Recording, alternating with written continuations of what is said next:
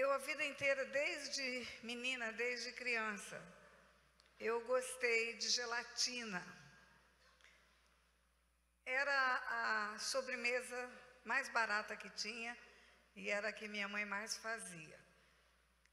E a gelatina sempre era feita num pirex redondo, um pirex escuro, Duralex, que chamava.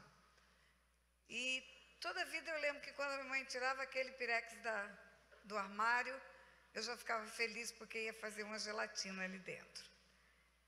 E a vida inteira eu fui fazendo, depois que eu me casei, para os meus filhos, para os meus netos, gelatina num pirex redondo. Aí um dia a casa estava cheia de gente, período de férias, e não cabia muita coisa na geladeira, aquela geladeira entulhada de coisas. E eu queria fazer gelatina. E eu olhei o espaço, arrumei a geladeira. O espaço que tinha era muito pequenininho, dessa largura. E eu pensei, não cabe um pirex redondo aqui. Peguei as vasilhas que eu tinha, tentei encaixar ali para escolher uma, e aqui encaixava naquele buraco. Era uma embalagem vazia de sorvete. A gente compra o sorvete naquelas embalagens plásticas e guarda no armário para alguma necessidade. E cabia uma embalagem vazia de sorvete. E eu pensei, vamos fazer gelatina nessa embalagem de sorvete. E coloquei a embalagem em cima da pia e o pastor Otto, meu esposo, que faz as coisas lá para nós, ele fez a gelatina, botou numa vasilha, misturou. Aí ele falou, cadê a vasilha para pôr a gelatina? Eu falei, está aqui. É a vasilha do sorvete. Ele falou para mim assim, mas gelatina não é em forma quadrada, é em forma redonda. Aí eu disse para ele, a partir de hoje vai ser em forma quadrada, porque cabe exatamente na geladeira sem ocupar muito espaço. Tem uma outra história, tem um peixe famoso, uma receita caseira que passa por gerações, a bivó que fez, depois a avó, depois a mãe, agora a filha, e a neta está fazendo agora o peixe. E na receita tem que cortar a cabeça e o rabo do peixe. Assa um peixe inteirinho, recheia o peixe, mas tem que cortar a cabeça e o rabo. E aí a neta já é a 4ª geração. Ela fala, por que tem que cortar a cabeça e o rabo? Por que nessa receita não aproveita a cabeça? Aí a mãe dela falou, não sei, mas essa é a receita. Então vamos perguntar para a avó, a avó ainda está viva. Vó, por que tem que cortar a cabeça e o rabo do peixe? Aí a avó fala, é porque a minha mãe não tinha uma forma grande. E não cabia no forno o peixe inteiro, então cortava a cabeça e o rabo para caber na forma. Parece engraçado e só engraçado, mas eu estou querendo dizer para você que nós estabelecemos conceitos em cima de paradigmas. Nós criamos na nossa mente hipóteses e andamos naquilo que conhecemos e temos o coração fechado, às vezes, para uma coisa nova. Porque todo mundo fez assim a vida inteira, eu vou fazer também. Todo mundo creu assim a vida inteira, eu vou crer também, não é? E esse Ministério de Libertação, ele tem o desafio de nos levar a quebrar paradigmas, de nos fazer acreditar no invisível. O mundo espiritual é real, tão real quanto eu e você, mas é invisível. E nós precisamos abrir os nossos olhos espirituais para começar a entender coisas espirituais. Eu falei aqui algo que algumas pessoas ontem à noite viram a respeito de um milagre que Deus fez. Não é só milagre, sinais e maravilhas. Os milagres acontecem todo dia acontece milagre. Todo dia eu recebo uma notícia de alguém que ouviu um vídeo e experimentou um sobrenatural. Sobrenatural é milagre. Joe, de outro mundo, é milagre. Mas a história da garrafa, que eu mostrei ontem para você, um tumor dentro de uma garrafa, Aquilo não foi só um milagre, como foi algo espetacular de Deus. Para mim não tem diferença entre abrir o Mar Vermelho e tirar o tumor do corpo de uma mulher e botar na garrafa. Porque muitas mulheres experimentaram expelir o tumor depois da oração, como fizemos ontem, ou depois de um atendimento, como fazemos no Silk, um atendimento com tempo, com qualidade. Mas expele assim naturalmente, senta no vaso sanitário, expele um tumor, dorme, acorda com o tumor fora do corpo em cima da cama suja de sangue, ou sonha que está expelindo o tumor e depois, quando acorda, expele o tumor. Mas Deus tira do corpo da mulher e coloca numa garrafa. Deus tira e coloca em outro lugar. A mulher acorda com o corpo limpo. E aí algumas pessoas céticas podem dizer, isso é loucura, isso foi uma brincadeira. Alguém colocou lá um sangue dentro daquela garrafa. Só estavam ela e o marido dentro de casa. Os dois estavam dormindo. Quando eu cheguei daqui ontem, tinha uma mensagem da mulher para mim no telefone, eu quero que você escute. Ela está muito eufórica, porque ela está liberta. Ela estava com uma enfermidade para a morte. Eu quero que vocês fiquem quietos. Mas a gente vai falar no momento próprio. Nós vamos falar no momento próprio. Quando chegamos aqui, eu fui ouvir os áudios. Passo o dia inteiro sem poder abrir o celular. E tinha áudios dela, 2 áudios. Ela está eufórica, porque ela está curada. E eu quero que você escute. É um testemunho do milagre de Deus. Escute. Paz do Senhor, amada de Jesus, guerreira, linda, maravilhosa. Louvo a Deus pela tua vida, por você ser canal de bênção, você ser canal, instrumento de Deus na terra para libertar. Coisa mais linda. Estava aqui hoje, sábado, como todo dia, ouvindo as suas mensagens. E eu vi no seu Face que você vai estar fazendo um silk em Ceará. Pastora, eu estou para receber. Está amarrado. E eu digo que é no mundo espiritual, porque eu nunca vi nada igual. Uma certa quantia, um certo valor, um certo investimento alto. E que se eu receber isto, eu estou livre para fazer a obra de Deus e a obra missionária e a obra realmente que Deus tem colocado no meu coração. Mas o que eu queria dizer para a senhora é que se eu receber esse dinheiro e esse propósito, o meu propósito do meu esposo é estar nesse silk aí no Ceará, ainda este mês, 27 de abril. Quem sabe com a garrafinha na mão ainda, porque até guardada, é com lemuel na barriga. Porque eu creio em grandes milagres. O mesmo Deus que fez eu botar para fora o tumor, Ele pode botar o lemuel no meu ventre. E eu dar este grande testemunho. Então, ore comigo, amada, se for o propósito de Deus, se for a vontade de Deus para este tempo. Te conhecerei, te verei, nos veremos no Ceará, dia 27 de abril. Tá bom, amada? Estou orando. Botei esse propósito agora no coração e disse, Deus, porque meu dinheiro está para ser liberado a qualquer momento. Sendo liberado, eu posso ir para o Brasil. Eu disse, Deus, a primeira viagem que eu vou fazer é o silk. Eu e o meu esposo, minha filha menor, que pode me acompanhar, né, de 16 anos. E a garrafinha e lemuel no ventre. Se Jesus já fez a obra. Porque como eu falei, não sei se eu falei para a senhora, depois disso, eu não precisei mais ser internada. Foi o primeiro mês que não precisei ser internada para tomar morfina por causa das dores fortes que eu tinha. Acabaram-se as dores. Foi a primeira menstruação sem ir para emergência e sem tomar remédios fortes, pastora, depois que eu botei aquele tumor para fora. Então eu creio em grandes milagres, eu creio em um novo tempo, eu creio que Deus vai libertar muitas pessoas. Não precisa mencionar nome, mas precisa mencionar que Deus faz, Deus opera, Deus liberta. Tem muita gente que precisa ser liberta.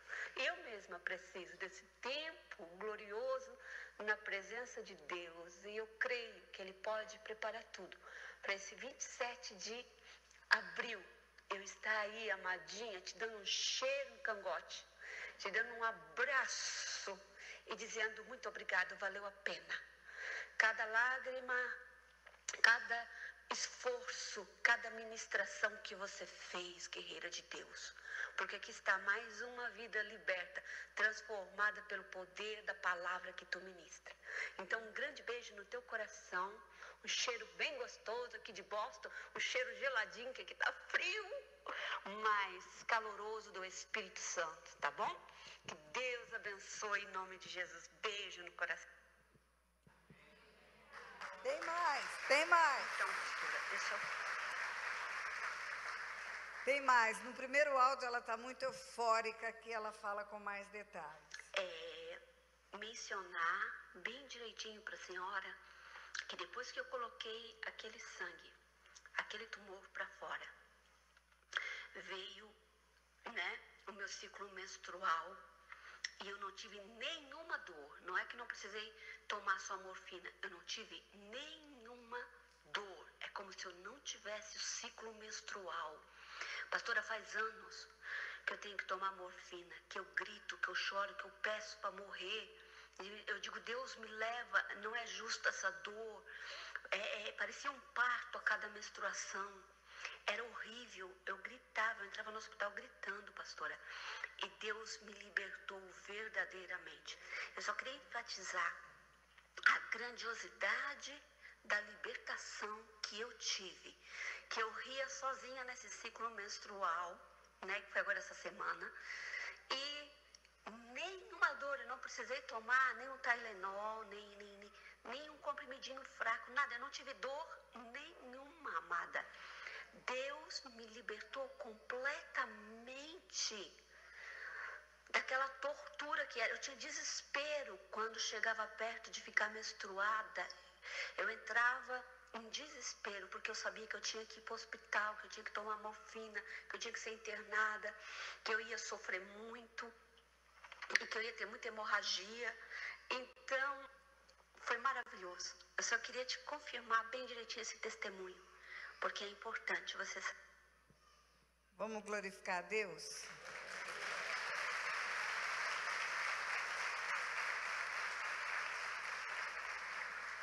Está muito ruído, está muito baixinho, mas ela conta que ela sofria muito, tinha que tomar morfina, muitas dores. Cada mês, quando era o período do ciclo menstrual, ela tinha que ser internada e sofria hemorragias por causa do tumor, do câncer que ela tinha.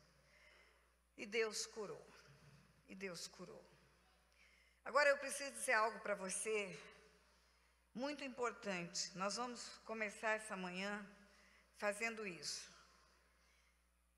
Eu quero dizer para você que Jesus é quem faz isso. Eu quero dizer para você que eu sou apenas um instrumento para ministrar a palavra de Deus. Não há poder nenhum em mim. Não há poder nenhum, há uma autoridade espiritual, sim. Porque eu entendi o mundo espiritual e eu entendi que eu tenho autoridade sobre o mundo espiritual. Como eu quero que você entenda que você tem também. Todo aquele que crê tem. Eu quero que você entenda que quando a palavra de Deus diz que as portas do inferno não prevalecem contra a igreja, não está falando não prevalece contra a pastora Tânia. Está falando não prevalece contra a igreja. E se você faz parte do corpo de Cristo, você está incluído nesse projeto de Deus, não é? Então eu quero fazer a leitura de um texto bíblico aqui. Eu sei ele na minha cabeça, mas eu quero que você escute e leia. Colossenses capítulo 1, a partir do versículo 13. Colossenses capítulo 1, a partir do versículo 13. fala da excelência da pessoa e da obra de Jesus. A excelência de quem ele é e do ministério dele. E está escrito assim: ele nos libertou do império das trevas. Diga, nos libertou do império das trevas. O tempo do verbo é passado, é pretérito. Quando ele na cruz fala, tudo está consumado, ele já fez na cruz tudo o que ele tinha que fazer para nos dar a libertação. Ele deixou sua glória, sua honra, seu poder, sua majestade.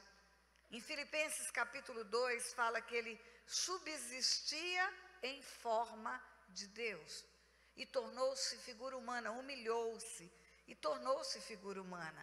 Ele subsistia em forma de Deus. Qual é a forma de Deus? Um espírito cheio de glória, de majestade. Eu falei para você que quando João viu ele na ilha de Patmos, em forma de Deus, ele glorificado, já não com a forma de um homem comum, mas com a forma de Deus. Ele tinha olhos como chama de fogo, pés como bronze polido, voz como de muitas águas e uma luz mais resplandecente que o sol. Ele deixou essa forma, ele se humilhou, ele nasceu em carne, humilhou-se nascendo da barriga de uma mulher, para poder cumprir o propósito da nossa libertação, salvação, cura, mudança de heranças. Quando ele diz na cruz está consumado, ele fez tudo o que ele tinha que fazer, a parte dele perfeita e acabada. Para isto o Filho de Deus se manifestou, para destruir as obras do diabo. Ele não se manifestou para conviver pacificamente com as obras do diabo. Ele se manifestou para destruir as obras do diabo. Quando ele fala, o ladrão não vem senão somente para matar, roubar e destruir, mas eu vim para que tenham vida em abundância, ele está dizendo isso: eu vim destruir as obras do diabo na sua vida, para que a morte, o roubo e a destruição acabem, e você comece a ter vida abundante. Tem gente que acha que esse versículo de João 10:10, que diz, o ladrão não vem senão somente para matar, roubar e destruir, mas eu vim para que tenham vida e a tenham em abundância, está falando da eternidade, está falando da vida pós-morte. Não está. Esse versículo está falando da vida aqui e agora. Sabe por que eu sei? Porque na eternidade, Satanás vai estar preso num lago de fogo e de enxofre. Ele não mata, não rouba e não destrói mais. Na eternidade acabou o ministério do diabo. O ministério do diabo termina quando ele for preso num lago de fogo e de enxofre. E eu não me canso de falar isso para ele. Volta e meia eu digo, Satanás, bote ouvidos para ouvir. O que te espera na eternidade é um lago de fogo e de enxofre. Sabe quem tem as chaves para trancá-lo lá? Jesus. Jesus fala, eu estou vivo, estive morto e tenho comigo as chaves da morte e do inferno. Eu estou vivo, estive morto e tenho comigo as chaves da morte e do inferno. Por isso que nós precisamos conhecer a palavra, igreja. Porque nós não vamos ser meninos seguindo bobagens. Tem crentes que ficam lutando para arrombar o inferno já foi arrombado. Jesus já arrombou. Ele tem as chaves da morte e do inferno. E lá ele vai trancar Satanás para sempre num lago de fogo e de enxofre. E o texto diz, ele está falando do Pai, ele nos libertou do império das trevas e nos transportou para o reino do Filho do seu amor. A conversão de uma pessoa implica na mudança de reino. Existe uma ambivalência de reino. Existe o império das trevas e existe o reino da luz. O império das trevas e o reino da luz, o império das trevas e o reino da luz. Jesus fala desses dois reinos. Jesus fala disso quando ele é criticado porque ele expulsa demônios. Os fariseus, os religiosos dizem, ele expulsa Satanás por Satanás. Ele expulsa por Beelzebu. Ele fala, não pode Satanás expulsar Satanás, porque vai dividir o seu reino. Se eu expulso, é porque o reino de Deus está chegando. O reino de Deus chega para fazer recuar o das trevas. Existe uma ambivalência de reino. A conversão de uma pessoa é a saída de um lugar para o outro. Ele é resgatado do lugar onde governa Satanás para ir para o lugar onde governa Jesus. Agora presta bem atenção. A conversão, ela é imediata. É uma decisão que a pessoa toma. Conversão é mudança de mente, é metanoia. Eu vejo lá em Resende, tem a Academia Militar das Agulhas Negras, tem a entrega dos espadins na formatura dos cadetes. Quem nunca viu um desfile militar, vale a pena ver. Os soldados vão marchando, alto para todo mundo. Direita, volta, muda de rota. Conversão é mudança de rota. Aquele que mentia não mente mais, aquele que fornicava não fornica mais, aquele que roubava não roube mais. Mudou. Isso que é nova criatura. Eu não sou mais o caba safado que eu era. Eu sou outra pessoa. Isso é a conversão. Agora, quando Jesus fala, eu sou o caminho, a verdade, a vida, ele não está falando de sinônimos. Caminho não é sinônimo de verdade. Caminho é sinônimo de estrada. Caminho é sinônimo de rua, mas não é de verdade. Eu sou o caminho, a verdade e a vida. Quando você se converte, que você dá um stop em tudo que você fazia de errado, você começa a andar no novo e vivo caminho. E nesse novo e vivo caminho, você vai conhecer a verdade. Você vai descobrir que os conceitos, os preconceitos, as filosofias eram todas furadas. Por exemplo, aqui nesse lugar tem pessoas que têm a mente contaminada por conceitos e filosofias anti-Deus. Vou fazer um parênteses para você. Lá no Éden, quando Deus coloca o homem no Éden, ele diz para o homem que o homem podia comer de todas as árvores do jardim. Isso não é uma tipologia, não é uma alegoria, isso é literal. Deus fez o homem e colocou no jardim do Éden literalmente. É o criacionismo. E Deus fala para o homem, você pode comer de todas as árvores do jardim. Você só não pode comer da árvore do fruto do conhecimento do bem e do mal. Não é do fruto da árvore do bem e do mal. É do fruto da árvore do conhecimento do bem e do mal. Por quê? Porque todo conhecimento sem Deus é produzido pelo império das trevas. Todo conhecimento com Deus é produzido no reino da luz. Aí o jovem entra para a faculdade. Ele é criado no Evangelho, ele tem temor de Deus, aí ele é criado dentro da igreja, tem princípios sérios, honra seu pai e sua mãe, bença pai, bença mãe. Aí ele vai para a universidade. Aí na universidade tem um professor altamente influente. Tem um professor persuasivo que começa a incutir na mente dele ideias ateístas. Deus não existe, é coisa de doido. Aqui no Brasil ainda houve uma manipulação de mentes, dizendo que evangelho é coisa de povinho.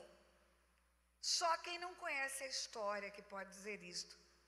Porque o evangelho veio para o Brasil da Suíça, da Inglaterra, dos Estados Unidos, do primeiro mundo.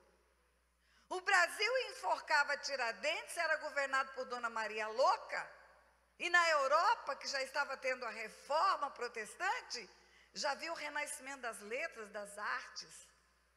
O Brasil recebeu o melhor, pronto já, de nações que descobriram a verdade. Mas o ensino mentiroso incutindo na cabeça das pessoas espíritos de engano, levam à concepção anticristo, antideus. Aí vem as filosofias, as teorias de trevas, vêm travestidas de verdade. Você acha que Satanás é idiota de dar um copo de veneno com uma caveirinha cruzada aqui e 2 ossinhos e falar, toma que você vai morrer veneno? Ele não é bobo, não.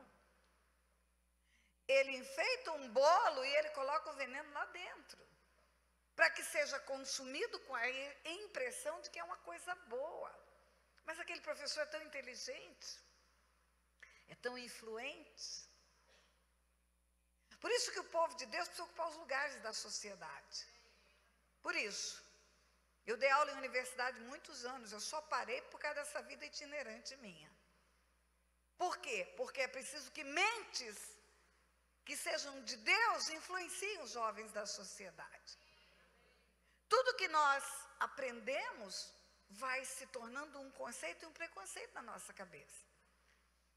E aí, quando você começa a conhecer a verdade te liberta.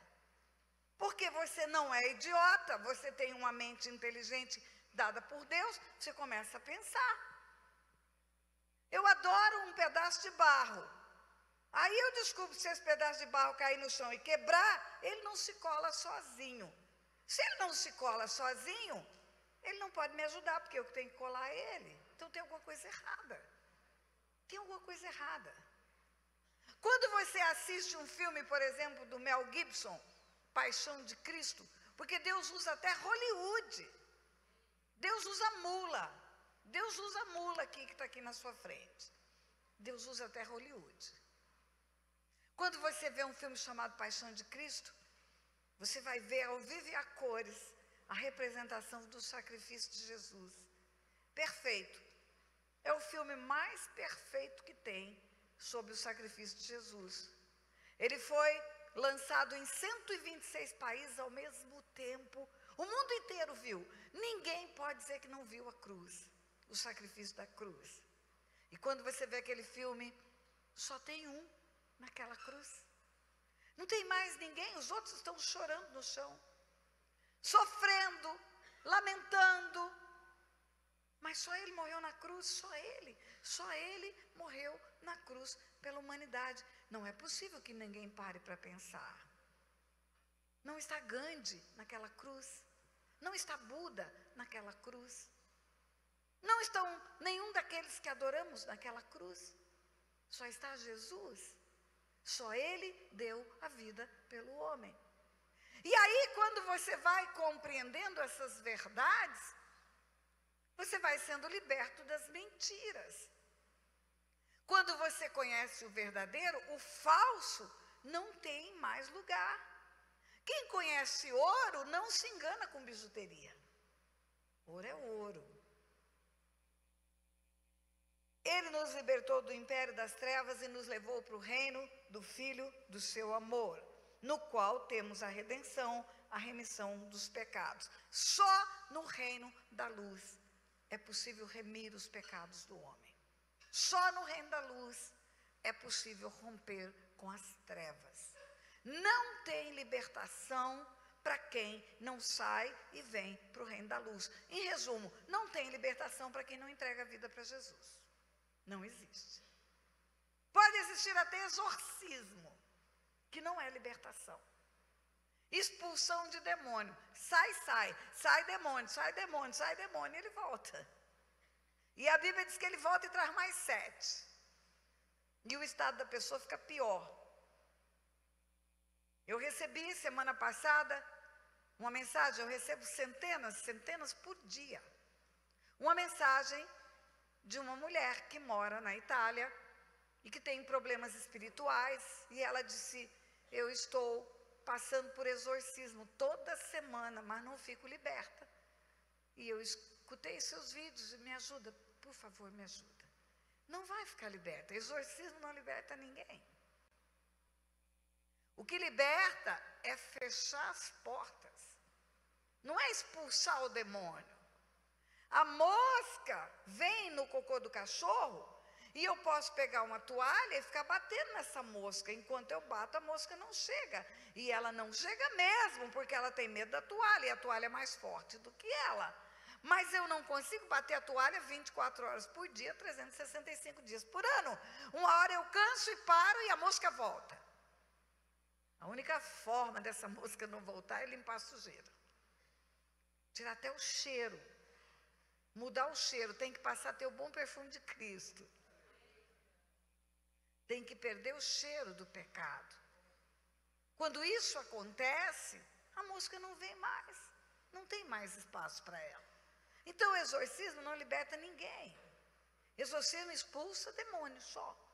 E o demônio tem que sair, porque ele é covarde. E ele é mandado sair, ele sai igual um cachorro vira-lata que entra e você bate o pé e ele tem que sair. Mas, enquanto a porta não fecha, o cachorro entra a hora que ele quiser. Ele continua ali na porta e a porta continua aberta e ele continua entrando. Ele continua entrando. Então, só tem libertação no reino da luz. Só tem libertação no reino da luz. Continua o texto. Agora fala de Jesus. Este é a imagem do Deus invisível, o primogênito de toda a criação, pois nele foram criadas todas as coisas, nos céus, sobre a terra, visíveis e invisíveis, sejam tronos, sejam soberanias, quer principados, quer potestade, tudo foi criado por meio dele e para ele. Ele é antes de todas as coisas e nele tudo subsiste. Está falando da excelência da pessoa de Jesus. Quando fala ele é a imagem do Deus invisível, não está falando de uma imagenzinha, uma estátua de perna, de braço. Ele é a imagem do Deus invisível. Ele dizia, quem vê o Pai vê a mim.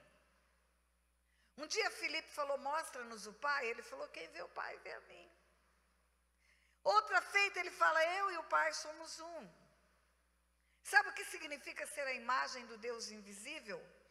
Quem vê Jesus, quem analisa o caráter dele, quem vê como ele se comportou, quem vê o que ele fez, vê o Pai, vê o Pai. Jesus tinha a capacidade de perdoar antecipadamente. Porque como ele era onisciente, ele sabia prescientemente o que alguém ia fazer de errado e ele já perdoava antes. Jesus é capaz de uma mulher ser pega em flagrante adultério, e flagrante adultério tem dois, não tem adultério de um só. Adultério é o ato sexual, sendo flagrado, descoberto. E uma mulher é pega em flagrante adultério e é trazida até Jesus. Não trazem o homem, trazem só a mulher. Só vão apedrejar a coitada. O cara é liberado e a mulher é presa. E os fariseus vão jogar uma pedra.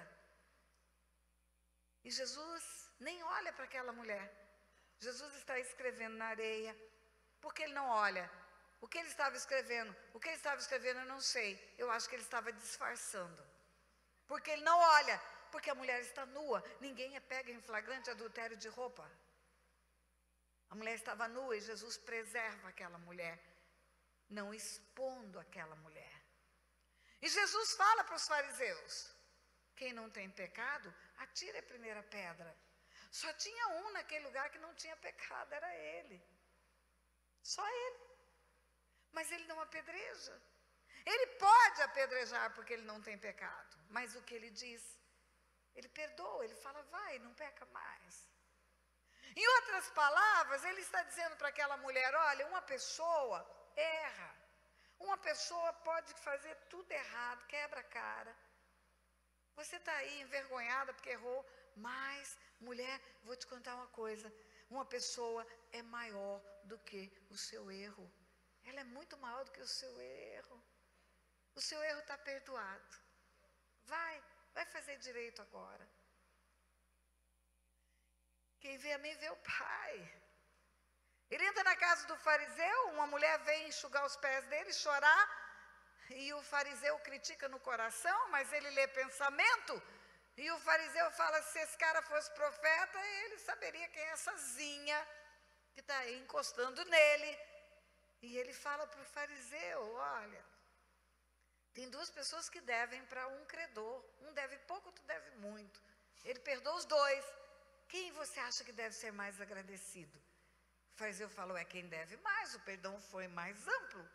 Jesus fala, pois é, essa mulher pecou muito. Mas Jesus está dizendo nas entrelinhas, você pecou pouco, mas pecou também. E você não é capaz de conhecer e reconhecer o seu pecado. Quem vê a mim vê o Pai. Ele é capaz de dar mais valor para uma prostituta arrependida do que para um religioso do nariz em pé. Jesus era assim. Então, ele é a imagem do Deus invisível. Você quer ver o Pai? Você quer ver Deus? Olha para o comportamento de Jesus. Olha o que ele fez. Imite o que ele fez, que você vai ficar parecido com o Pai. E continua o texto. Ele é a cabeça do corpo da igreja. Ele é o princípio primogênito dentre os mortos, para em todas as coisas ter a primazia. Ele é a cabeça do corpo da igreja. Ele é a cabeça do corpo da igreja. A palavra diz que ele foi ressuscitado dentre os mortos, assentado à destra de Deus, acima de todo poder que se possa nomear. Não apenas agora, mas por toda a eternidade. A cabeça do corpo, a igreja, se conduz sob a direção da cabeça. Não precisa ser médico nem cientista para saber que é o cérebro que comanda até o dedinho do pé. Não precisa ser médico nem cientista para saber que até a digestão da comida é o cérebro que comanda.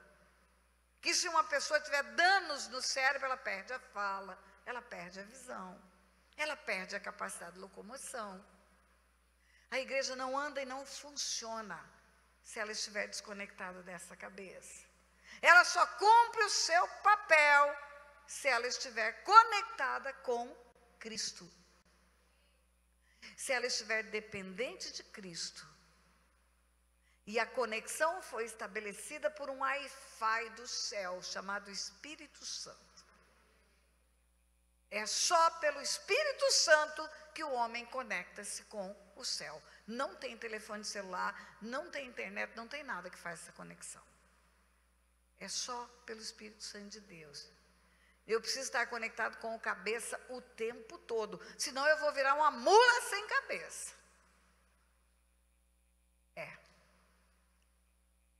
Agora o que eu quero te dizer mesmo é o que está por vir. Porque aprove a Deus, ou seja, Deus escolheu, Deus decidiu, Deus determinou que nele residisse toda a plenitude, que ele fosse tudo isso.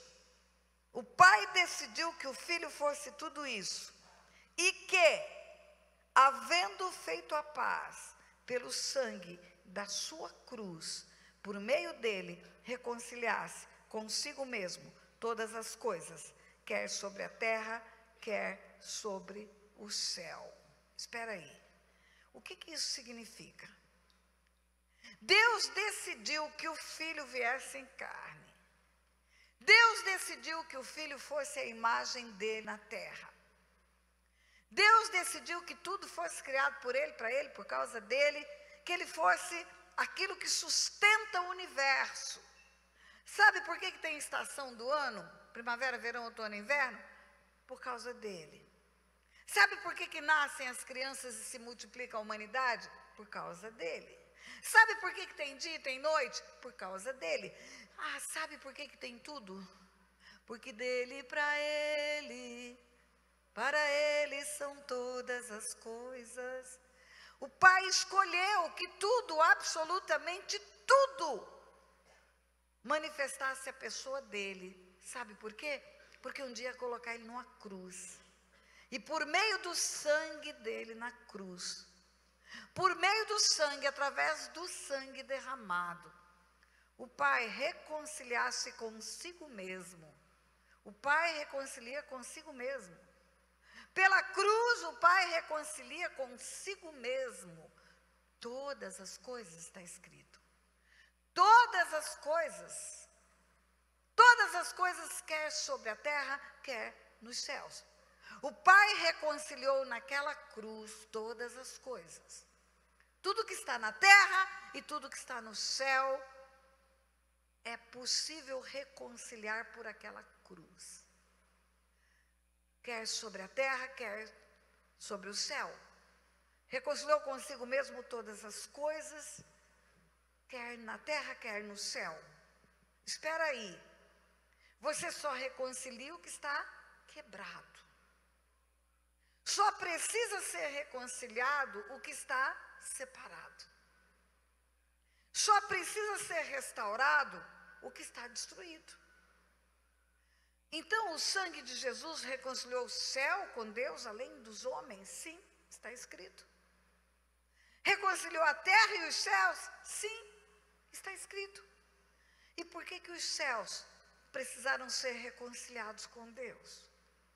Por que os céus, e céu é mundo espiritual, por que o céu precisou ser reconciliado com Deus? Sabe por quê? Porque o pecado não começou no jardim do Éden.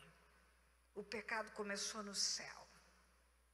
Um anjo de luz tornou-se demônio.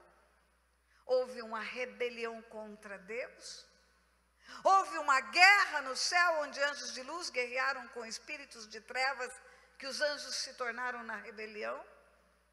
E aonde tem guerra, tem despojos. Aonde tem guerra, tem destruição. Aonde tem guerra, tem lixo.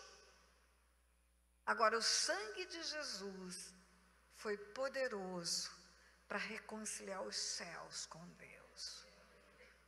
Por que eu estou destacando esse texto? Porque eu quero dizer para você nessa hora,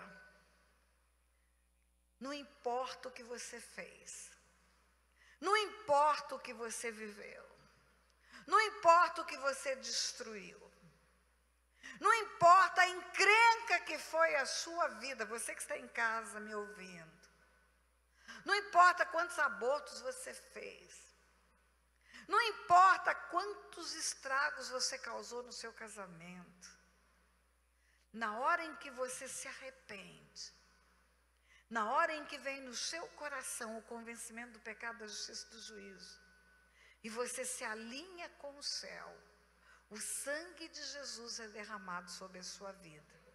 E nessa hora, você é reconciliado com Deus. Diga assim, diga assim. Um homem, uma mulher, são maiores do que o seu erro. E diga, o arrependimento é eficaz para restituir o projeto original de Deus. Diga, por isso que o sangue de Jesus nos limpa, nos purifica de todo pecado. E é só o sangue de Jesus, igreja. Não tem outro ser na face da terra que tem esse sangue que reconcilia céus e terra com Deus. Não existe outro. Você que está me ouvindo em casa, eu vou dizer para você, ninguém pode mudar a sua história, só o sangue de Jesus. Ninguém pode transformar, ninguém, só o sangue de Jesus. Se você não se lembrar de mais nada que você aprendeu aqui, lembrar apenas que você precisa se arrepender do seu pecado, confessar, desligar das trevas para ser ligado ao reino da luz, já valeu o seminário para você.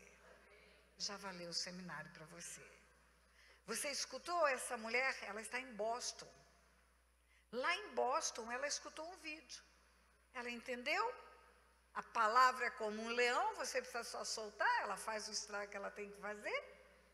E ela se arrependeu. Quando ela se arrependeu, Satanás perdeu. O império das trevas perdeu, o reino da luz voltou para ela. A sentença de morte, o decreto de morte acabou. Porque aquele que vem para matar, roubar e destruir, perdeu a autoridade para isso. Então, queridos, não é a pessoa que prega, não é a autoridade da pessoa que prega que vai te libertar. É você mesmo. arrependendo-se dos seus pecados, reconhecendo o erro, confessando o erro e alinhando-se com a cruz. Eu vou responder algumas perguntas aqui, são muitas, eu não sei até onde eu vou conseguir ir, mas cada pergunta acaba sendo uma aula. Como fazer para ter fé? É a primeira pergunta. Não é do seminário, mas é muito interessante. A fé é um dom de Deus, dom é um presente. Se você vê um câncer numa garrafa e não alimentou sua fé, eu não sei o que te responder. Peça a Deus para ter fé. Peça a Deus para ter fé. A Bíblia fala que a fé é a certeza das coisas que se esperam. E a convicção daquilo que não se vê. É a certeza das coisas que se esperam. Você não tem, mas está esperando. E é a convicção do que você não viu, porque se você viu, não é fé. Eu tenho uma definição de fé. Eu falo que fé é crer que Deus é quem Ele diz que é. E que Ele fará o que Ele diz que fará. Ele vai fazer. Se Ele não fez, é porque não chegou o dia ainda. Mas Ele vai fazer. Mas a Bíblia fala que você pode pedir a Deus fé. Ore e peça a Deus. Até porque a palavra de Deus diz na carta aos Hebreus que sem fé é impossível agradar a Deus. Impossível. Pode ter santificação, pode ter comunhão, pode jejuar, pode adorar, mas se você não tiver fé, você não agrada a Deus. E continua o texto, porque aqueles que dele se aproximam têm que chegar sabendo que Ele existe, que Ele é galardoador daqueles que o buscam. Ele existe e Ele abençoa quem vai buscar. Quando Ele fala de seu papel como pai, Ele fala, vocês são maus, sabem dar o melhor para os seus filhos, quanto mais o vosso Pai que está no céu. É preciso que chegue perto dele sabendo que Ele é Pai e que Ele quer dar o melhor para nós. E que se Ele não deu é porque não era o melhor o que estávamos pedindo. Então, é uma postura pessoal, não tem oração para dar fé para os outros, não. Tem um pedido seu e uma insistência com Deus. Minha mãe fazia abortos, qual a consequência disso para a minha família? Eu entendi que essa pergunta não é que a mãe fez aborto nela própria, mas a mãe era alguém que, como uma parteira ou uma enfermeira, fazia abortos. A consequência espiritual é igual de derramamento de sangue. Qualquer pessoa que trabalha em clínica de aborto, que produz a morte de crianças, ela deixa um legado de sangue que vai trazer doenças frequentes, acidentes graves, doenças fatais, câncer como essa moça tinha. É a mesma coisa de que fazer um homicídio de um adulto. Pior, porque está matando gerações. Cada criança que você faz abortar, você elimina os filhos, os netos, os bisnetos, os tataranetos, junto com aquela criança. Outro dia uma pessoa falou assim para mim, olha, não adianta vir com mais perguntas, porque não vai dar tempo. Outro dia, uma pessoa falou assim para mim, pastora, matar uma criança ou matar um homem é a mesma coisa. Se matar um jovem, também vai matar os filhos, os netos, os bisnetos que ele vai ter. Ok, eu creio nisso. Agora, se matar um homem de 80 anos, ele já teve os filhos dele. As gerações já continuam. Matar um homem de 24 que já é pai, já teve a continuidade. Mas matar um bebê, matou todas as gerações. Meu Deus, isso aqui é enorme, eu vou deixar para o fim.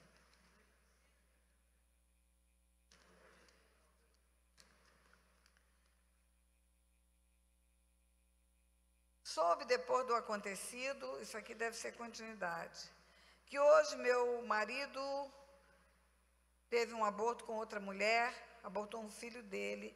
O que fazer para curar minha família? Você não pode fazer nada, ele é que tem que fazer. A responsabilidade pelo pecado é pessoal. Deixa eu lhe falar uma coisa.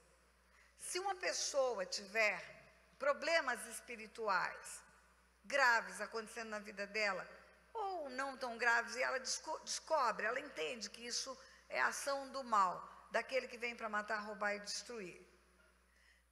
30% dos problemas espirituais que nós temos decorrem das heranças que recebemos. E eu vou falar rapidinho sobre herança, vai dar tempo, só te dar uns flashes.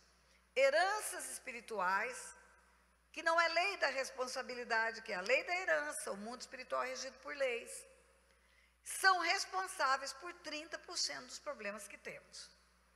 70% são responsáveis por conta do que nós fizemos de errado.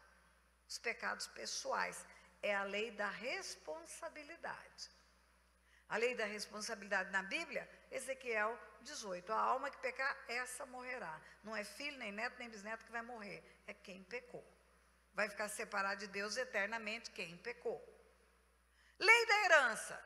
10 mandamentos. Visitarei a iniquidade dos pais nos filhos até a 3ª e 4ª geração. Não morre. Na lei da herança não morre. Na lei da herança perde a vida abundante. Pode estar salvo porque arrependeu-se dos seus pecados, confessou os seus pecados, tratou a sua vida espiritual, mas não tem vida abundante porque tem 30% do cão infernizando sua vida por causa das heranças. Pastora, é justo isso? Olha, eu falo que o mundo espiritual é legal. Vamos fazer hipóteses legais. Um homem trafica drogas, fica trilionário, tem 2 filhos santos. 2 filhos que são completamente santos. Meninos de Deus, nunca usaram droga, nunca venderam droga e não aprovam o negócio ilícito do pai. E esse pai fica rico, vendendo drogas. E um dia esse pai morre. E quando ele morre, deixa um patrimônio fabuloso. Quem herda? Mas os filhos nunca usaram droga e nem venderam droga, por que eles herdam? Porque são filhos. Sois filhos, logo sois herdeiros. A lei da herança não traz responsabilidade pessoal. A lei da herança, ela existe para dar apenas um legado, porque é filho. Legitimidade é que dá o direito da herança. Sois filhos, logo sois herdeiros. Não é o que fez ou o que deixou de fazer. Muda essa história. O homem é trabalhador, sua camisa, constrói um patrimônio com a força do braço, com a capacidade de fazer negócio, ele é um homem inteligente e ele é muito bom, ele é muito sério, ele é íntegro no seu caráter e ele constrói um big patrimônio. Ele tem 2 filhos vagabundos, tem 2 filhos que não valem madeiros e esse homem deixa um patrimônio e ele morre e quem que herda? Mas os filhos nunca trabalharam, pastora. Não é justo. São filhos, são herdeiros. O direito de herança não decorre de fazer ou não fazer nada. O direito de herança decorre da legitimidade de ser filho. Sois filhos, logo sois herdeiros. Sois filhos, logo sois herdeiros. É bíblico isso. Não tem nenhuma relação com a prática de nada. Então eu posso ser íntegra, ter uma vida reta e ter uma herança de um pai safado que fez tudo errado. Agora a herança vai trazer 30% aproximadamente de influência espiritual para a minha vida. Por isso que eu preciso tratar as 2 coisas. Eu preciso tratar as heranças e eu preciso tratar os pecados pessoais. Porque eu não quero 70% só de vida abundante. Eu quero 100%. E se eu não tratar as heranças? Eu não acredito nisso, não vou tratar. Olha, você não vai perder a salvação. Porque é a lei da responsabilidade que vai dar a salvação. A alma que pecar, essa morrerá. Você já tratou o seu pecado, está resolvido no mundo espiritual. Agora, até você sair dessa casca que chama corpo e ir para a vida eterna espiritualmente, ganhar um novo corpo glorificado, que é o que vamos ganhar, você tem uma janela aberta que os seus pais abriram e o inimigo está entrando, matando, roubando e destruindo. Então, por que eu falei tudo isso? Porque eu quero responder essa pergunta dessa mulher. O marido é que fez errado. Ele precisa confessar. Porque ele precisa resolver a vida espiritual dele. Ele precisa resolver a sua responsabilidade pessoal. Agora, o marido que não tratou desse assunto, ele não só tem uma responsabilidade pessoal que não foi resolvida, como ele deixa uma herança para os seus filhos, porque vai levar iniquidade dos pais nos filhos. Então, os filhos dos dois, dela que está andando certo e dele que está andando errado, vai sofrer consequência da herança dos pais. Por isso que os maridos precisam também entender o que as mulheres estão entendendo, ou vice-versa. Porque os dois, os dois limpam a sua vida e limpam a sua herança. Zeram o legado espiritual deixado para os seus filhos. Mas olha bem, se por causa de uma herança maligna, os pais fizeram tudo errado, e agora os filhos também já estão fazendo tudo errado, está se repetindo aquela raiz de iniquidade. O vício, por exemplo, o bisavô fez um alambique, vendia bebida, enriqueceu embebedando os outros, plantou um espírito de vício na sua herança. Enriqueceu pela desgraça dos outros, que é droga ilícita, e droga lícita é a mesma coisa. Não está vendendo cocaína, mas está embriagando famílias. Aí, o filho passa a ter vícios. O neto passa a ter vícios. Podem ser vícios diferentes. O avô, ele produziu bebida e ele fazia com que as pessoas vivessem embriagadas.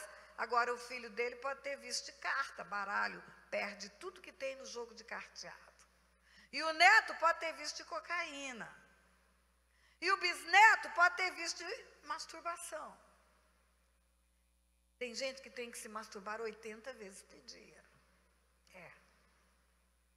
Você não sabe o que esses ouvidos escutam.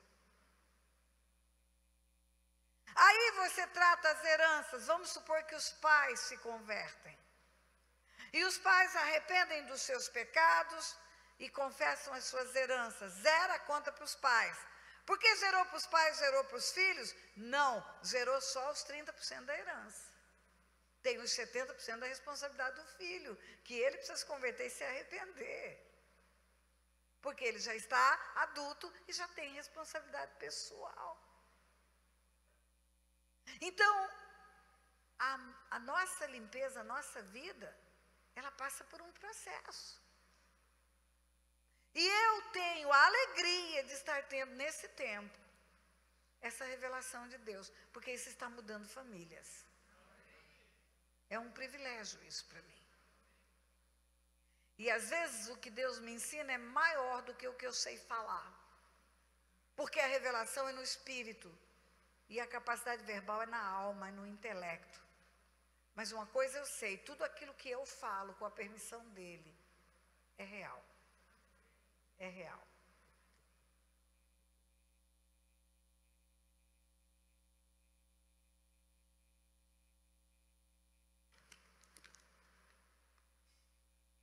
Como posso restaurar meu casamento? Procure conselheiros cristãos. Procure conselheiros que vão trabalhar com o casal. Vai trabalhar com um e com outro. Escutar um e outro. E pontuar aquilo que precisa ser arrumado. Se for pecado, é arrependimento. Se for dificuldade de relacionamento, é ensinar relacionamento. Peça ajuda. Não espere morrer, não. Como podemos identificar pecados dos nossos antepassados? Se eu estou com tosse,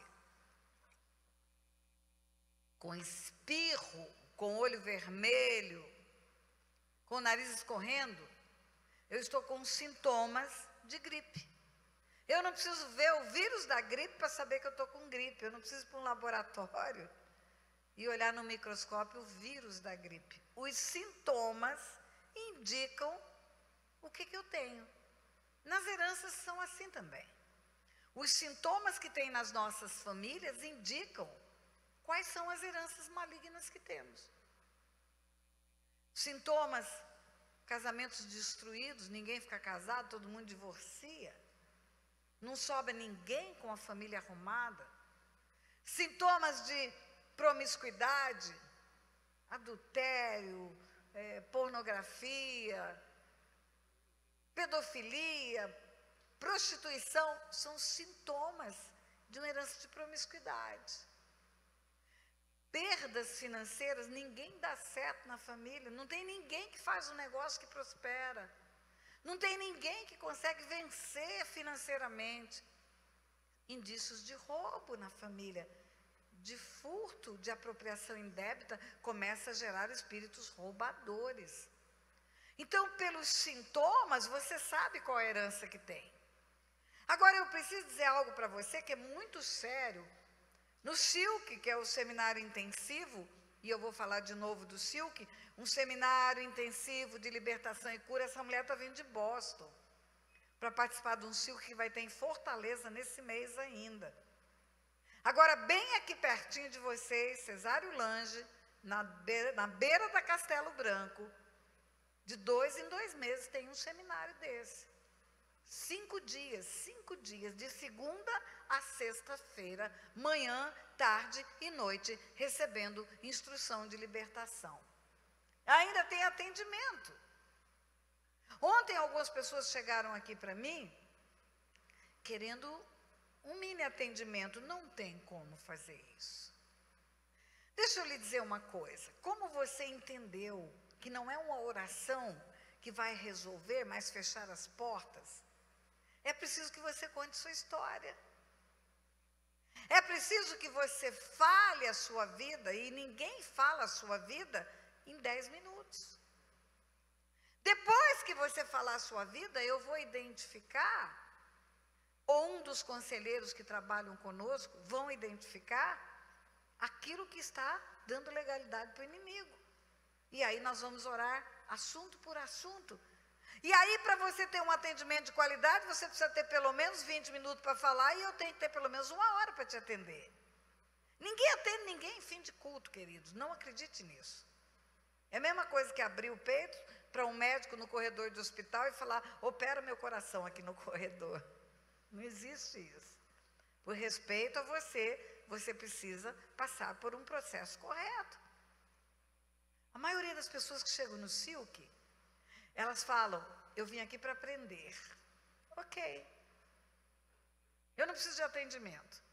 Porque quem quer atendimento tem que preencher uma ficha. Aí, não preenche a ficha. Aí começa a receber a palavra. Começa a receber. No último dia ela está gritando: pelo amor de Deus, me atenda. Me dá uma ficha. Eu preciso ser atendido, socorro. Eu não posso sair daqui do jeito que eu cheguei. Porque é a palavra que vai ser o raio-x. A palavra que vai ser o aparelho que vai fazer o diagnóstico na sua vida. Então, o SILC são 5 dias de imersão profunda na palavra.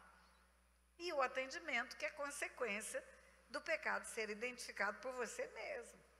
O que há que está na mão do inimigo, que precisa fechar. Esse casal que nos traz aqui, pastor Emílio e pastor Elizabeth, eles nos trouxeram aqui porque eles foram fazer o SILC.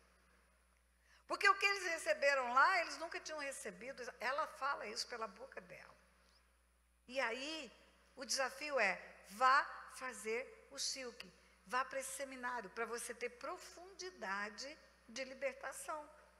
Pastora, se eu não puder ir para o SILC, eu não tenho como parar uma semana, eu tenho uma criança pequena, eu não tenho como deixar. Vai para o meu canal oficial no YouTube. Tânia Tereza Oficial, assista os vídeos lá. Procure uma irmãzinha, um irmãozinho, procure um pastor, um líder, um homem de Deus, uma mulher de Deus, e vá confessar os seus pecados. Tira da mão do cão. Já vai fazer diferença até você poder ir para um SILC. Até você poder estar ali. Isso vai trazer uma completa transformação. E lá no SILC, eu falo o seguinte, quando eu falo de heranças espirituais. Todos nós, sem exceção, todos nós temos uma herança maligna. Sabe por que nós temos? A menos que você tenha nascido numa família já cristã de alto padrão, que já vem de 5 gerações de cristianismo.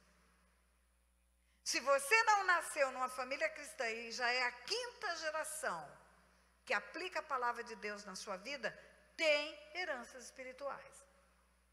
Sabe por quê? Porque todos nós temos a mesma raiz espiritual. Quando eu era adolescente, que eu estava estudando, quando eu era criança, eu lia nos livros de história que os primeiros moradores do Brasil, os primeiros habitantes do Brasil foram os degredados. Eu lia lá, degredado, eu achava interessante aquela palavra. E eu terminei sem saber o que era degradado. Sabe quando que eu fui saber o que era degradado? Quando eu estava estudando direito. Nos livros de direito de Portugal, de Espanha, ordenações afonsinas da Espanha, ordenações filipinas, eu descobri que a pena máxima para o homicida, para o crime hediondo, a pena máxima era degredo para o Brasil. O Brasil era colônia penal de Portugal e da Espanha. Ninguém quer o caba safado, ele já matou 3, ele é serial killer, vão botar num navio e vão mandar ele para o Brasil. Os primeiros moradores desta terra, os que vieram para povoar a terra, eram os criminosos de Portugal e Espanha. Aí eles chegaram aqui, eles fizeram o quê? Estupraram as índias. Depois vem o período da escravidão, compra pessoas porque tem cor de pele diferente, maltrata. Depois tem o roubo do ouro do Brasil. Você acha que a corrupção começou agora no Brasil? Já se perguntou o que eram capitanias hereditárias? Era dividir para os compadres o Brasil. E o ouro que saía daqui? Troca ouro por colar. Enfia tudo e leva. E é uma nação muito rica, porque levou tanto em Portugal, o ouro ia para Roma. De Portugal ia embora. Quando você começa a conhecer a história, você vai descobrir que os nossos tataravós foram tudo caba safado. E mesmo agora, se não se converteu, se não é filho de filho, de filho, de filho, de filho, de gente convertida e crente de verdade, tem uma história pessoal. Aí você vê uma santa vovozinha de cabeça branca, com 90 anos, você pensa que ela foi santa vovozinha a vida toda, mas ela foi uma sirigaita de 17 anos um dia. E quando ela vem aqui à frente, ela fala, eu fiz. Todos nós temos heranças. Todos nós. Por isso eu aconselho quando fazemos as orações para renunciar às heranças, para confessar as heranças, que nós façamos tudo, todas as orações. Porque vai ter uma história de furto, vai ter uma história de violência, vai ter uma história, até porque segredos de família.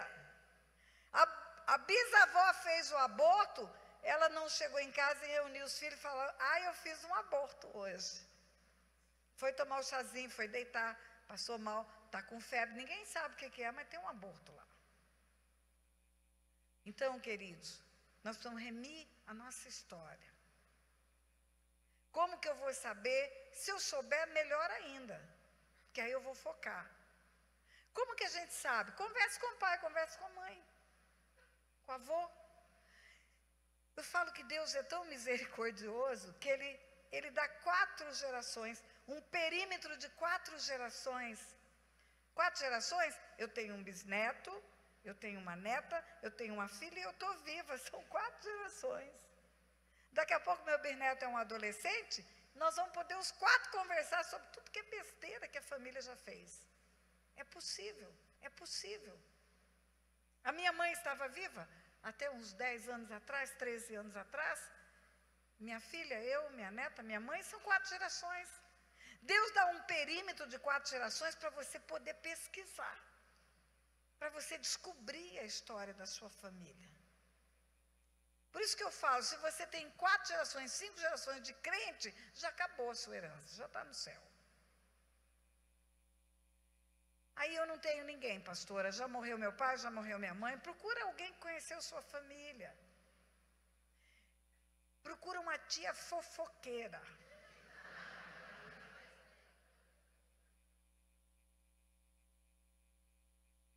Eu te dou outra ideia ainda. Vai descobrir onde seus pais moraram, seus avós moraram, e procura o vizinho mais velho que está vivo ali, que estava bravo com teu pai, com tua mãe. Ele vai falar tudo.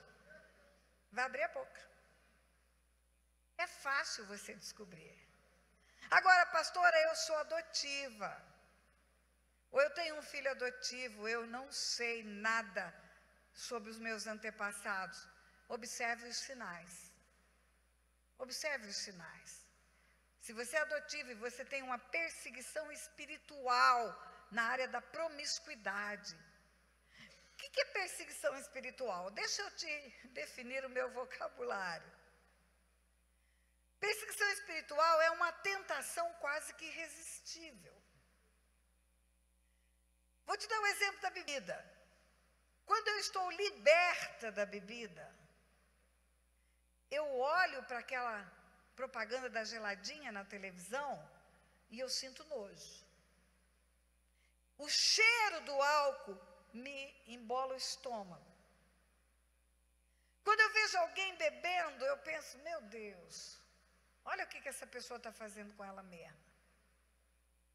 Quando eu não estou liberta, mas eu estou resistindo a uma perseguição espiritual. E tem gente que resiste até o último dia da vida. Por amor a Jesus, resiste. A hora que aparece a geladinha, dá água na boca. Eu tenho desejo, mas não faço.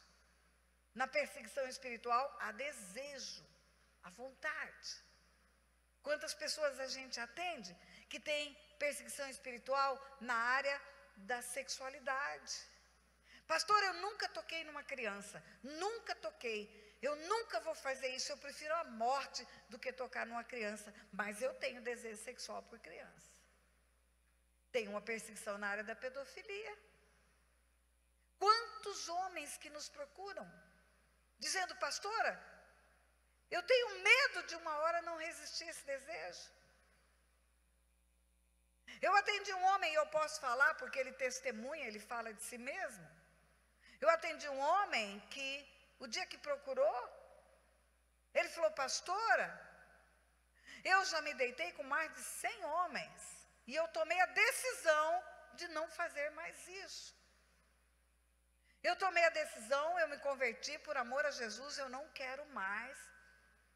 Mas eu sei que eu preciso casar, porque hoje eu sou um pastor. Como é que eu vou pastorear sem uma esposa? Agora, como que eu posso casar sonhando com um homem? Querendo um homem na minha vida? Eu não posso, pastora. Me ajuda. Aí esse homem passa por libertação, desde menino, abuso sexual, passou por seminário, ia ser padre, no seminário foi abusado por um monte de gente, depois como padre foi abusado e abusou também, e até que um dia ele não quer mais isso. Enquanto não trata isso, sonha que está praticando sexo com outro homem. Depois que confessa, depois que limpa, depois que coloca isso na cruz, pastor, eu estou normal, eu agora posso casar. Fizemos o casamento dele, é pai, tem filhos. Pelas perseguições espirituais, você tem sinais da herança. Elas te indicam a herança que você tem. Ok?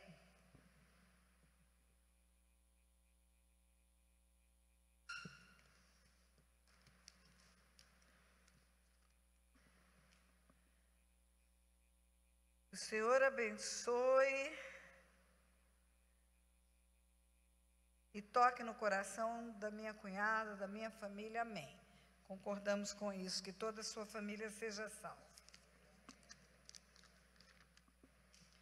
O que pode acontecer em uma família quando há idolatria em todos os sentidos, não só com imagens de escultura?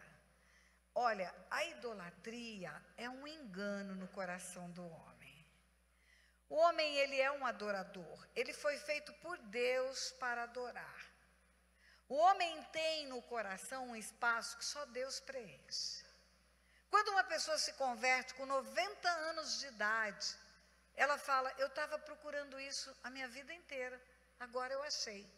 agora eu encontrei. Então ela procura Deus e ela não sabe que ela está procurando Deus. Na verdade, ela está procurando Deus em outras coisas. O índio vai procurar na floresta, na lua, na árvore. O romano estava procurando no Deus do vinho, no Deus do sexo. E a idolatria, ela é algo palpável. O homem adora algo que ele vê, que ele faz. E quando ele adora algo que ele faz com as suas mãos, ele está corrompendo a sua fé. Porque a fé é a convicção do que não se vê. A fé não é o apalpar o que eu vejo. A fé não é o pegar alguma coisa. Por que a idolatria surgiu? Vamos imaginar que essa mulher, que foi abençoada por uma pregação que Deus me deu. Eu não criei nada do que eu tenho ensinado aqui. Tudo é revelação do céu. Aí essa mulher foi abençoada por uma pregação que Deus me deu. Aí ela fala, foi a pastora Tânia. Foi a pastora Tânia que fez por mim esse milagre. Mas não foi a pastora Tânia. Eu não sei tirar tumor de dentro de ninguém. Aliás, eu não sei tirar nem unha encravada. Não sei mesmo. Não sei curar mal de Parkinson. Não sei curar câncer, não sei nada. Mas ela se engana, ela fala, foi a pastora Tânia que fez. Aí ela conta, ela está contando aos 4 ventos esse negócio. Aí ela conta para uma vizinha que está com câncer. E a vizinha fala, como que é essa pastora Tânia? Ela fala, entra lá no canal, você vai ver como que ela é baixinha, boca grande, cabelo crespo. Aí a mulher fala, será que se eu botar uma foto dela aqui, e eu pedir para essa foto, eu vou ficar curada? Aí ela fala, não sei, porque ela não tem convicção de que foi Deus, ela acha que fui eu. Aí a vizinha coloca uma foto, aí um dia chega uma pessoa e fala, gente, que foto é essa? Que mulher engraçada é essa? Aí a vizinha fala, é a mulher que cura câncer. Aí a outra fala, eu tenho uma amiga que está com câncer, eu vou levar uma cópia dessa foto. É assim que começa a idolatria. Aí um dia alguém fala, mas foto rasga, foto estraga. Vamos fazer uma imagenzinha dela. Vamos fazer uma imagenzinha desse tamanho, a gente bota cabelo de milho, vai ficar igualzinho ela. É um espírito de engano, queridos. Quando você vai para a Bíblia, aqueles que são hoje objeto de adoração, eles mesmos combatem a idolatria. Você vai ver João falando, filhinhos, fugir da idolatria. Você vai ver Paulo falando, não adore imagens, porque atrás das imagens tem um mundo espiritual. Ele fala que harmonia há entre o templo do Espírito Santo e a idolatria. Pedro, você vai ver Pedro quando chega na casa de Cornélio para pregar o evangelho, porque Deus mandou. Cornélio quer se ajoelhar, Pedro fala, levanta, eu também sou homem. A idolatria é um engano, e porque é um engano, é uma perversão espiritual. A consequência espiritual da idolatria, ela pode ser várias. A consequência espiritual da idolatria pode ser promiscuidade sexual, porque a idolatria é chamada de prostituição espiritual. O profeta Oséias, usado por Deus, fala, porque vocês adoram um pedaço de barro, por causa disso as suas filhas adulteram, e as vossas noras se prostituem, porque vocês estão adorando barro.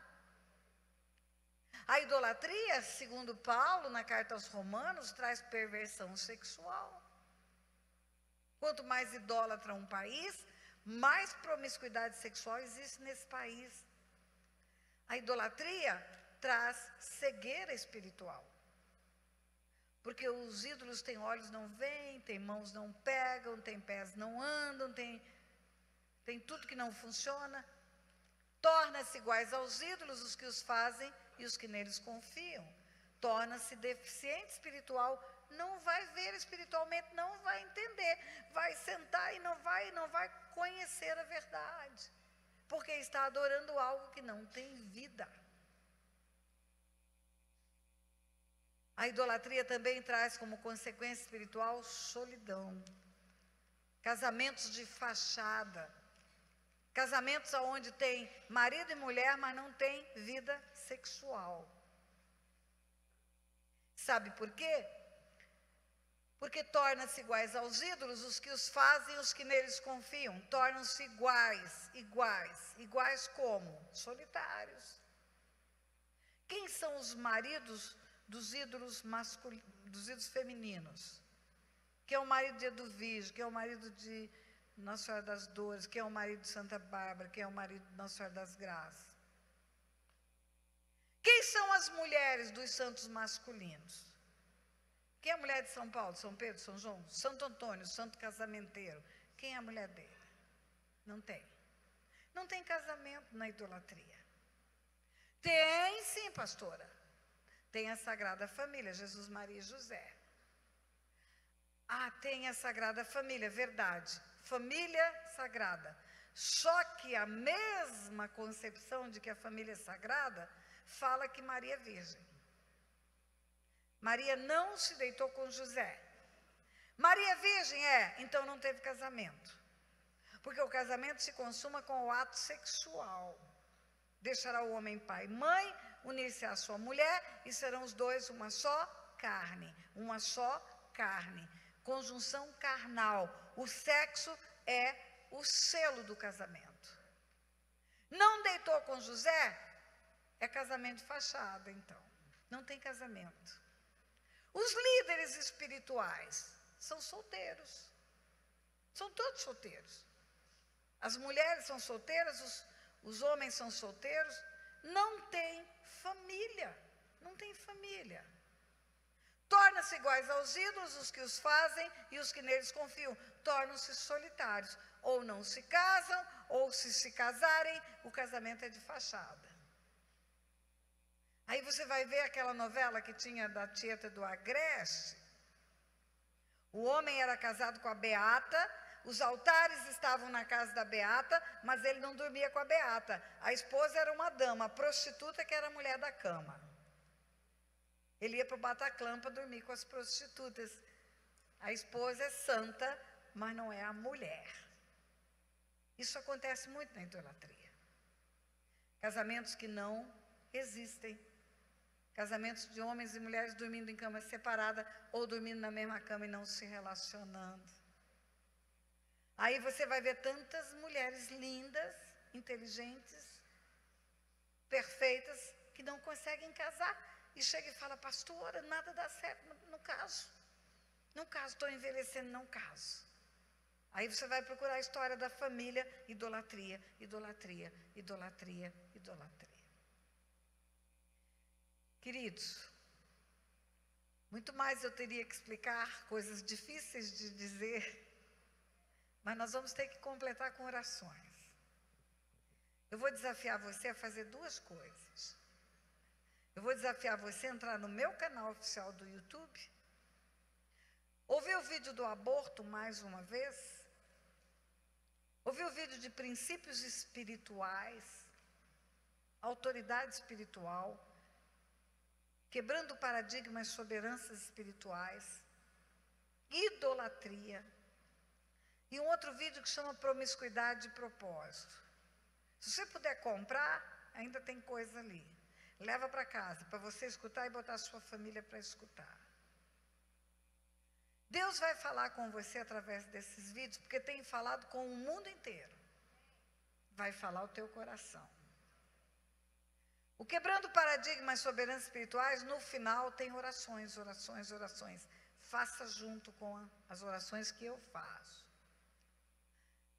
As outras coisas, você vai procurar alguém para confessar. Você tira tudo da mão do inferno se você fizer isso. E quem vai te libertar não é a pastora Tânia, é Jesus. É Jesus. É Ele que faz a libertação de uma pessoa. Eu não quero que você acredite em mim. Tem gente que fica bravo quando fala da idolatria.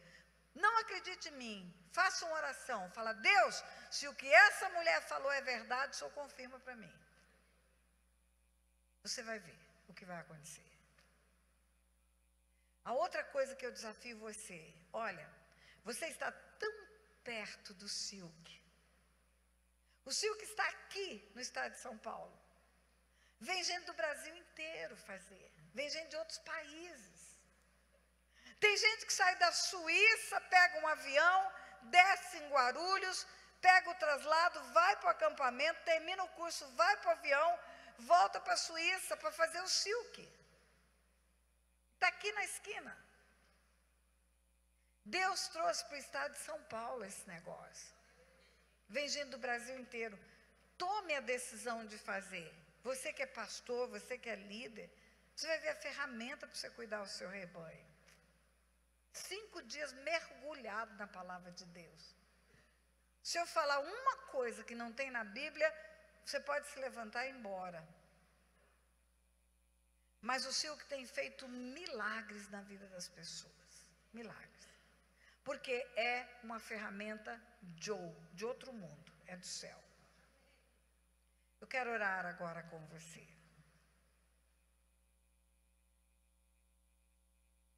Eu quero que você coloque a mão no seu coração e repita comigo uma oração. Você que está em casa, faça isso também. Se você concordar com a oração, no final você diga amém. Se você não disser amém, não vai funcionar para você. Porque no mundo espiritual as coisas acontecem pela palavra, por isso que precisa confessar. Diga assim: Senhor meu Deus e meu Pai, neste seminário, eu recebi palavras que estão na Bíblia.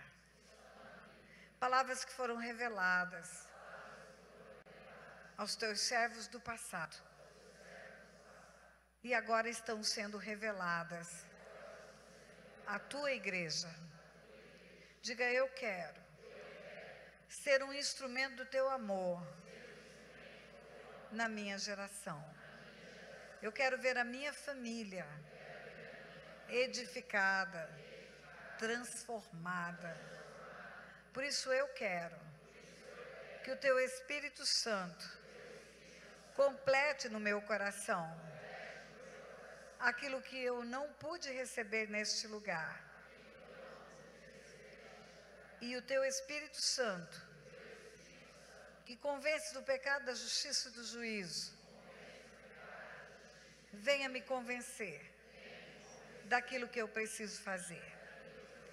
Diga: em nome de Jesus, eu renuncio a todo conceito que atrapalhe que a boa, perfeita e agradável vontade do Senhor se cumpra na minha vida. Eu tomo posse de que na cruz do Calvário já está consumado o meu processo de libertação. Por isso eu creio que o que aconteceu aqui é só o começo, que a partir de hoje algo novo vai suceder. O Filho vai me libertar. E eu verdadeiramente serei livre. Em nome de Jesus. Amém. Amém, amém e amém. Oh!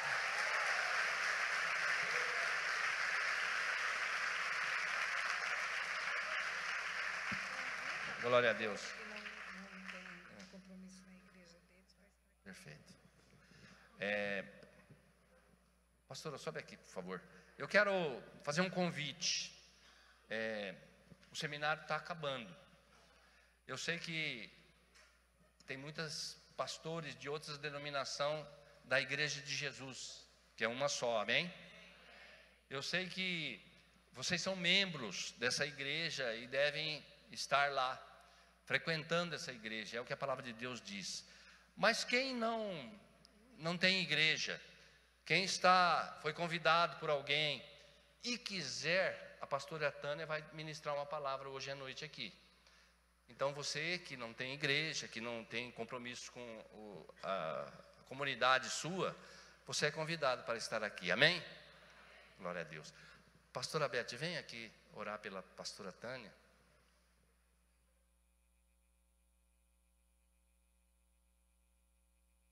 a pessoa quer dar o testemunho que queria dar no começo do culto?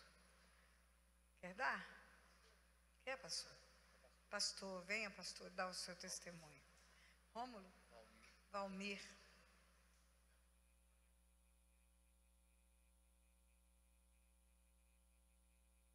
O testemunho glorifica a Deus, sabia? Amém. Paz do Senhor, irmãos. Eu confesso que ainda estou muito impactado pelo que Deus tem feito nesse final de semana. Antes dele testemunhar, enquanto ele se acalma aqui, eu vou testemunhar. Amém. Ontem ele veio me pedir perdão. Viu? Ele veio me pedir perdão. Foi uma das pessoas que me abordou e chegou pedindo perdão. Sim. Porque tudo que ele sabia foi colocado em xeque aqui nesses dias. É um homem de Deus, tem seminário teológico, é um pastor. E ele falou, pastora, foi com muita raiva da senhora quando eu comecei a escutar seus vídeos. E aí eu perdoei, claro. Amém. E um detalhe que eu havia comentado com a pastora ontem, é que na verdade eu vim meio que obrigado. Eu não me inscrevi voluntariamente, a pastora Claudete e o pastor Jurandir que pagaram a minha inscrição, e eu não queria vir de forma alguma. Até disse isso para a pastora na sexta-feira, falei, pastora, eu só estou indo porque a senhora me abençoou, porque eu não iria de forma nenhuma. E ao final da ministração de sexta-feira, eu cheguei na minha casa, chamei a minha família e pedi perdão à minha esposa e às minhas filhas por todos os danos que eu havia causado ali na minha família. Orei com elas e fui dormir assim muito leve, como há muito tempo eu não havia. E aí ontem à noite eu vim aqui e a pastora Beth falou, tem muita gente para falar. Eu falei, não, eu preciso falar com a pastora. E aí sentei ali, pedi perdão a ela, porque realmente eu havia sido muito, tolo, né? Na forma qual eu estava recebendo tudo com o coração muito fechado. E aí saindo daqui, meus irmãos, os irmãos que me acompanham, que são meus companheiros do ministério, aí sabem que eu vinha fazendo tratamento já há mais de um ano, de um problema de hemorroida que eu tinha. E eu falo com muita tranquilidade, pedi oração para os irmãos, porque eu trabalhei durante muito tempo na área da saúde, eu sou formado em farmácia, e agora eu trabalho na área administrativa da prefeitura, mas lá eu tenho que usar almofada na cadeira, passando pomada, tomando medicação que o médico disse que era para o resto da vida. E a hora que eu saí daqui, eu ainda estava com o coração assim, muito temeroso daquilo que podia ter sido lançado sobre a vida da minha família ali, com tudo que eu falei para elas, para as minhas filhas e para minha esposa. E com medo daquilo que poderia acarretar do que eu comentei com elas. E no meio do caminho, eu senti, pastor, como se eu estivesse sendo assim, chupado a vácuo. E eu vou dizer assim, bem claramente, para que todo mundo entenda. Eu senti que algo estava sendo puxado do meu ânus, assim. Algo muito forte. E eu estava andando de moto, eu falei, algo aconteceu comigo. Mas fui embora. Chegando em casa, eu jantei normal e fui ao banheiro. E ao evacuar, assim, tinha muito sangue, mas ao contrário das outras vezes, eu não senti dor alguma. Eu olhei, falei, ué, o que é isso, né? Mas não senti dor alguma. Fui dormir normal. Hoje, na hora de tomar banho para vir aqui, eu vi que eu não estava sentindo mais as dores que eu sentia. E eu me incomodava muito de ter que me sentar durante muito tempo, como eu tive que ficar aqui. E aí eu fui apalpar a região para ver como que estava, e para honra e glória do Senhor não havia mais sinal de nada. De nada. Glórias a Deus. Glórias a Deus. Eu me sinto assim como se nunca tivesse tido esse problema. Né, os pastores já oraram por mim, eu já pedi oração. e nem sinal de marca alguma. Então eu creio que o Senhor operou uma cirurgia mesmo, e eu vi que Ele recebeu o meu pedido de perdão. Muito obrigado, viu, pastora? Deus abençoe grandemente. Vamos agradecer. Vamos agradecer esse Deus maravilhoso por isso. Vamos agradecer como igreja, junto com Ele. Queridos, nós somos um corpo. Nós somos um corpo. Uma unha encravada no corpo incomoda o corpo todo. Um irmão doente, uma enfermidade de uma pessoa, de um líder, de um pastor, ela tem que trazer dor para todos nós. E a cura tem que trazer alegria para todos nós, né? Pai, nós te damos graças, porque o Senhor é misericordioso, o Senhor é bom, e o Senhor testifica o teu poder no nosso meio. Obrigado pela cura que o Senhor deu ao teu filho, obrigada pela ousadia dele e coragem de falar disso tão íntimo aqui nesse lugar. Senhor, eu sei que isso é para alimentar a fé do teu povo. Eu sei que ele foi incomodado para falar, porque o Senhor quer que outras pessoas sejam curadas pelo teu poder. E nós te damos graças por isso, Pai. Te damos graças por isso, Pai. Em nome de Jesus. Em nome de Jesus. Amém, amém, amém. E olha, pode aplaudir.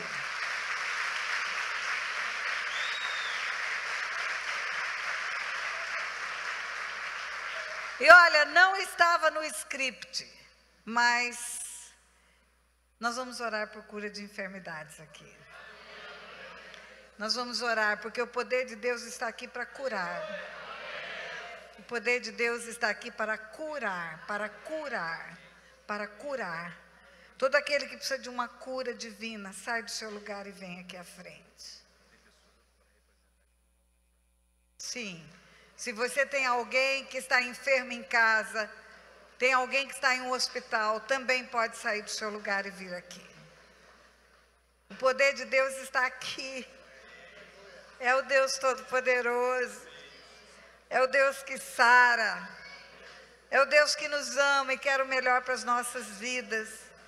É o Deus que foi aquele que colocou o tumor na garrafa lá. É o Deus que tocou no corpo desse homem. É esse Deus que está aqui. É esse Deus que nós adoramos. Eu quero que você comece a tocar esse teclado aí, meu filho. Eu preciso de um tangedor.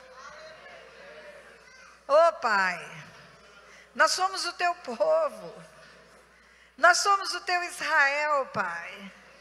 Nós somos o povo que se chama pelo teu nome. Nós somos aqueles, Pai, que amam o Senhor. Nós somos aqueles que adoram o Deus verdadeiro, o Deus que faz milagres, o Deus que faz maravilhas. Nós somos aquele povo, Pai, que ama o Senhor, que crê no Senhor, que espera do Senhor, que não tem outro para pedir e nem quer pedir para outro. Nós não precisamos de outro Deus. O Senhor nos é suficiente. Pai, nós precisamos do Senhor nesta manhã, como Jeová Rafá, como Deus que sara, o Deus que cura. Nós precisamos, Pai, nós precisamos de milagres, nós precisamos que venha a operação do milagre na nossa vida, Pai. Oh Deus, a Tua palavra nos ensina que na cruz do Calvário, Jesus levou as nossas doenças. A Tua palavra diz que Ele perdoou as nossas iniquidades, que pelas pisaduras dEle fomos sarados, e que além de perdoar as iniquidades, Ele curou todas as nossas enfermidades. A cura já foi oferecida na cruz, Pai. A Tua palavra também nos mostra que Jesus ia de aldeia em aldeia, de cidade em cidade, curando todos aqueles que iam a Ele. Todos, Ele perguntava: o que queres que eu te faça? E a pessoa dizia: eu quero ser curado. E Ele dizia: ser curado em nome de Jesus, no seu próprio nome. Pai, nós estamos aqui porque precisamos de cura. Nós queremos ser curados. Não importa qual foi a razão da enfermidade, seja pecado nosso, ou pecado dos nossos pais, ou seja por degradação do nosso corpo. Mas nós precisamos da cura, Pai. Nós precisamos da cura e nós queremos essa cura, Pai. Nós suplicamos essa cura, pedimos essa cura. Pedimos que o Senhor venha nessa hora, Pai, e passeie no nosso meio como Deus que sara. Enfermidade, eu te repreendo, pelo poder que há no nome de Jesus. Enfermidade, eu te ordeno, saia. O pessoal que está em casa também, o pessoal que está ouvindo pela internet, que está colocando-se diante de Deus, eu ordeno, enfermidade, saia. Saia agora do corpo dos filhos de Deus, em nome de Jesus. Enfermidade que estão localizadas no corpo, na parte óssea, eu ordeno agora, deixe os ossos, deixe os ossos, deixe os ossos, em nome de Jesus. Enfermidades que estão localizadas nos músculos, na parte muscular, ligamentos, nos tendões, nos feixes musculares, eu ordeno, saiam agora, pelo poder que há no nome de Jesus. Enfermidades que estão nas vísceras, coração, rim, pulmão, fígado, baço, aparelho ginecológico, aparelho reprodutor humano, no homem, na mulher, é uma ordem, saia agora, pelo poder que há no nome de Jesus. Enfermidades que estão na parte respiratória, enfermidades que estão na cabeça, estão no nariz, nos ouvidos, no pescoço, na garganta, é uma ordem, sai agora, pelo poder que há no nome de Jesus. Enfermidades na mente, loucura, bipolaridade, aneurismas, qualquer doença na cabeça, é uma ordem, sai agora, pelo poder que há no nome de Jesus, é uma ordem, saia agora, pelo poder que há no nome de Jesus. Todo espírito de enfermidade, a ordem é saia, saia agora. Satanás, saia com as suas doenças, em nome de Jesus, saia, saia com as suas enfermidades, saia, em nome de Jesus, em nome de Jesus, em nome de Jesus. Ser curado, ser curado, ser curado, ser curado, ser curado, ser curado, ser curado, ser curado, pelo poder que há no nome de Jesus. Que venha a cura, que venha a cura, pelo poder que há no nome de Jesus, que há no nome de Jesus. Aplauda o Senhor.